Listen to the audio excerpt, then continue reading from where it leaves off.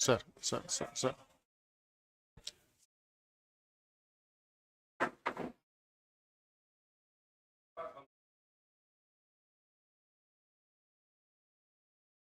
जय हिंद, जय हिंद सबको, जय हिंद भाई। सबसे पहले तो आज बड़ा अच्छा दिन आप लोग का पेपर था और उम्मीद करते हैं इस गुरु पूर्णिमा के अवसर पे आपका पेपर अच्छा ही गया होगा, क्योंकि अच्छा खासा आपको टाइम मिला था। ये परीक्षा तो आपकी होनी थी मार्च में ही, लेकिन पेपर आउट हो गया था, जिस वजह से 9-10 वाला तो नहीं, 6-8 वाला हुआ था, वो पेपर आउट हो गया था। सारे एग्जाम रद्द कर दिए गए, जो कि होते होते आपका क्या अभी अब 19 से लेके 22 तक, जिसमें 6 से 8 हो गया, 9-10 हो गया और 11-12 का कल होना है। तो कैसा गया पेपर आप बेहतर बता सकते हैं। मैं एज ए टीचर एनालाइज करने का प्रयास करता हूं। आप लोगों ने जो क्वेश्चंस भेजे मुझे, या जिस हिसाब से उस पर कुछ बच्चों का टिक लगा हुआ था, उसके अकॉर्डिंग और इतना पढ़ाया गया है, तो उसके आधार पे मैं बताने का प्रयास करूंगा। देखिए, दो तरह का होता है। एक होता है क्वेश्चंस आना, एक होता है कि लिमिटेड टाइम में क्वेश्चंस को सॉल्व करना। दो अलग अलग बातें होती है। तो ऐसा आपने भी महसूस किया होगा जो पेपर दिए थे, कि पेपर देखने के बाद ऐसा कोई क्वेश्चन पढ़ के तो नहीं लग रहा था कि ये हमसे नहीं होगा। लेकिन समस्या है कि ज्यादातर क्वेश्चन जो इस बार पूछे गए थे वो अर्थमेटिक वाले पूछे गए थे। तो अर्थमेटिक मतलब लैंग्वेज ठीक ठाक लिखा हुआ था। तो अगर क्वेश्चंस पढ़ने भी लगे तो क्वेश्चंस पढ़ने में भी आपको अच्छा खासा 40-50 सेकंड तक लग जा रहा था। 30 सेकंड तो इन जनरल लग ही जा रहा था। जैसे कोऑर्डिनेट से इस बार थोड़े से कम क्वेश्चन से, क्वाड्रेटिक के आपके इजी थे, प्रोबेबिलिटी से अच्छे खासे 5-6 क्वेश्चन पूछे थे, 1-2 आसान थे, 3-4 थोड़ा सा ठीक ठाक लेवल का भी था। मतलब ठीक ठीक क्या मतलब, कठिन तो नहीं था, मॉडरेट लेवल का आप कह सकते हैं। मेन परेशानी जो था आपका अर्थमेटिक वाला, जो भर भर के क्वेश्चंस पूछा गया था, कठिन वो बिल्कुल नहीं था, लेकिन हां टाइम टेकिंग जरूर था। लेकिन अब सवाल उठता है कि अगर आप घर पे बैठ के उन्हीं क्वेश्चंस को करोगे तो 80 में पता चला 75-78, 1-2 ह्यूमन एरर है, वो कर लोगे। लेकिन घर पे एग्जामिनेशन हॉल में नहीं होगा। एग्जामिनेशन हॉल में उतना तक तो नहीं पहुंचेंगे, मतलब पहुंचेंगे, धरती वीरों से खाली नहीं है, लेकिन बहुत कम लोग पहुंच पाएंगे। दूसरा, कट ऑफ की अगर बात करें तो कट ऑफ में 40 क्वेश्चन जीएस का भी है, मैथ्स और जीएस दोनों मिला करके बनेगा आपका।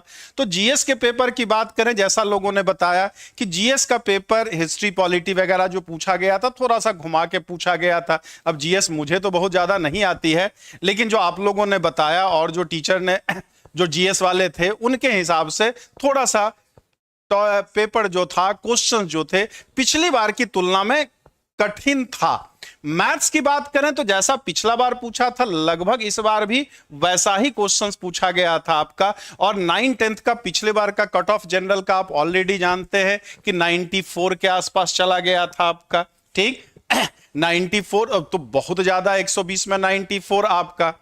लेकिन इस बार अगर हम बात करें तो उतना 94 तो नहीं जाएगा, मैथ्स तो नहीं खींच करके नीचे लाएगा आपका, लेकिन जीएस वाला मेरिट को नीचे खींच करके जरूर लाएगा। मतलब अगर हम सिलेक्शन की बात करें, मतलब कुछ 1-8% बच्चों को छोड़ दिया जाए, क्योंकि सीट ठीक ठाक है, सीट की कमी नहीं है आपका।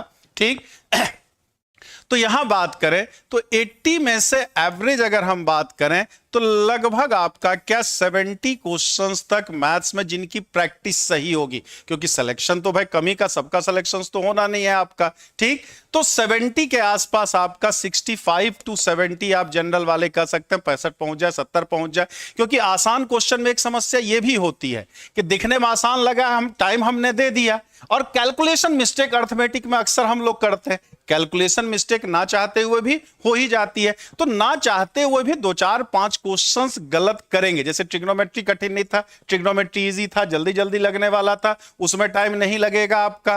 कोऑर्डिनेट आसान होता, लेकिन इस बार कोऑर्डिनेट से बड़ा कम था। क्वाड्रेटिक से 4-5 सवाल पूछा था, वो इजी पूछा था आपका। सबसे ज्यादा परेशान आपको अर्थमेटिक वाला ही किया था। मतलब कठिन, फिर कह रहे हैं कि कठिन नहीं था, कठिन नहीं था, लेकिन एग्जामिनेशन हॉल में पढ़ करके उतना फास्ट कैलकुलेशन कर पाना, वो इतना इसलिए हमने बताया कि धरती वीरों से खाली नहीं है, क्योंकि टाइम ज्यादा मिल गया, टाइम ज्यादा मिल गया। मॉडल पेपर ढेर सारे आप लोगों ने किया होगा, मैंने भी कराया, यूट्यूब पे और भी ढेर सारा कंटेंट है। तो भाई तैयारी का मौका ज्यादा मिला तो स्पीड तो लोगों की बढ़ी बढ़ी है, तो 65 से 70 तक। लेकिन जीएस में जैसा लोग बताए कि जीएस थोड़ा सा जो कठिन है वो 40 में, और मैथ्स वालों का जीएस ऐसे भी थोड़ा सा वीक होता है। मैथ्स में लोग ज्यादा फोकस कर देते हैं, जीएस सोचते हैं कि अंतिम समय में कर लेंगे, अंतिम, लेकिन जीएस भी उतना ही इंपॉर्टेंट रोल प्ले करता है आपका। और जीएस थोड़ा सा जैसा, फिर मैं कह रहा हूं ये मेरे शब्द नहीं है, जीएस वाले सर के शब्द हैं, कि पिछली बार की तुलना में ठीक ठाक स्टैंडर्ड क्वेश्चन जीएस का पूछा गया था। तो हमें लगता बहुत ज्यादा, तो 25 सवाल बहुत कोई अच्छा किया होगा मैथ वाला, तो 25 सवाल तक जीएस पहुंचा, जैसा आप लोगों ने बताया उसके अकॉर्डिंग भी कि ठीक ठाक पूछा गया था आपका। तो पिछली बार 94 गया था, तो इस बार 94 तो जाने की उम्मीद बिल्कुल ही नहीं है आपका। ठीक, मेरे हिसाब से या आप लोगों के हिसाब से अंदाजा ही लगाया जा सकता है भाई। ठीक, 87 से 88 नंबर जनरल में हमारे हिसाब से हो जाना चाहिए, 87 से 88। अब मैं कोई भविष्यवक्ता तो हूं नहीं, अब मैं 2 4 10 20 50 बच्चों से बात की जाती है। इस बार भाई भाजपा में था कि अब की बार 400 पार, अब की बार 400 पार, आया कितना, 240। तो जब इतने बड़े दिग्गज इतनी बड़ी टीम निकाल करके एक्यूरेट पूरा नहीं बताई, ठीक, तो आप लोगों जैसा रिस्पॉन्स करते थे प्रैक्टिस क्लास में या पेपर होने के बाद, जो आपके पेपर पे कुछ बच्चों का टिक लगा हुआ था, उसके अकॉर्डिंग 87 से 88 जाना चाहिए जनरल वालों का। ठीक, और ओबीसी की बात करें तो 82 के आसपास, 83 84 तक आसपास जाना चाहिए उससे, क्योंकि बहुत ज्यादा जनरल ओबीसी में बहुत अंतर नहीं होता, बहुत मुश्किल 2-3 नंबर का अंतर होता आपका। हाँ, एससी एसटी की बात करें, ठीक, तो उसमें आउटर वाले रहेंगे नहीं, उसमें कंपटीशन थोड़ा सा जो रहेंगे बिहार वाले ही तो रहेंगे। तो ओबीसी भी थोड़ा सा, इसलिए हम कह रहे हैं 82 नंबर।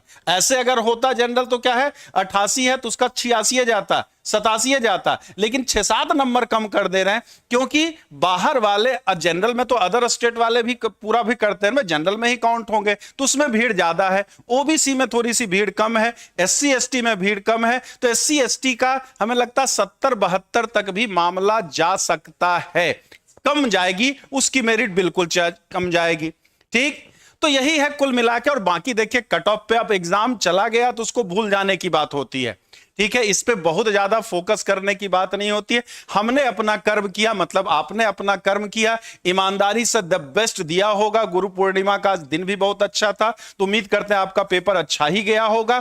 अब इसको भूल करके घर पे बैठ के इस बार पेपर को एक बार फिर से आपको लगाना है, और अगले एग्जाम का जब तक मंजिल तक ना पहुंच जाए, अगले एग्जाम के लिए आज से प्रिपेयर होना, आपको प्रिपरेशन करने स्टार्ट कर देना। यह नहीं कि कोचिंग ही ज्वाइन करके हम प्रिपरेशन करना स्टार्ट करें, ठीक, सेल्फ स्टडी आपकी हो जानी चाहिए। इस पेपर में एनालाइज करना किस तरह के क्वेश्चंस हमसे नहीं लगे, और लगे तो ज्यादा समय क्यों लगा, क्योंकि आपको तब तक हार नहीं मानना होता जब तक कि ज्वाइनिंग लेटर आपको ना मिल जाए। और ज्वाइनिंग लेटर सेलेक्ट हो गए तब तो कोई बात ही नहीं, सेलेक्ट होना अच्छा गया है। अब किसी का 100 के ऊपर है, 95 है, 97, वो तो 100% होना ही होना आपका।